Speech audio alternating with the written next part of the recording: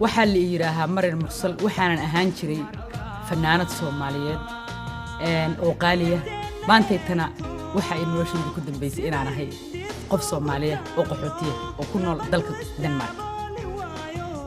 waxaan jeclahay inaan ummadda Soomaaliyeed iyo wixii daawanayo dhanba aan halkaan uga jeediyo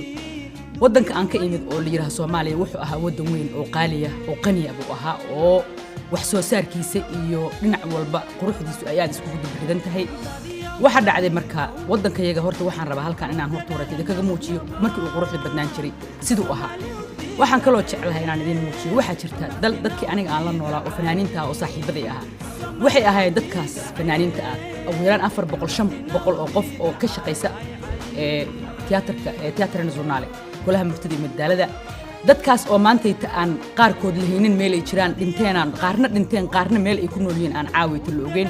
anigu laakiin aan halkaan kaliya haatan soo galay horta iyakan ilaahay waxaan uga baryayaa maaragtay nolol fiican baan uga baryayaa iyo nabad qab ilaahay inuu siiyo ayaan u baryayaa maxaa la yiraahaa waxaan jeclahay halkaan inaan iyagana qarannimadoodii iyo quruxdoodii iyo sidii ahaan jireen sidii u noolaan jireen in halkaan iyagana masawirkoodii aan ka muujiyo ayaan jeclahay waxa jirto kale hees kale oo anigu maxaa la yiraahaa aan jeclahay maanta inaan halkaan ka qaado oo la yiraahaa magaceeda Soomaali ceeb diida heestaas waxa soo curiyay miraheeda waxa soo curiyay Yuusuf Aadan baa soo curiyay muusikada sida iskugu dhacaysay codkeeduna waxa soo curiyay ninka la yiraahdo Cabdi Khadar Xasan Laare habka hadda la iskugu dubariday waxa sameeyay nin Danish ah oo la yiraahdo magaciisa Son la yiraahdo ayaa isku dubariday heestaas waxa weeye heestaas wax walba iyada taabanaysa wadankayaga ayayna ka sheekeynaysaa heestaas waxaan jeclahay inaad si fiican u daawataan haatanna inaan rabo heestaas inaan idin saaro ku soo dhawaada heestaas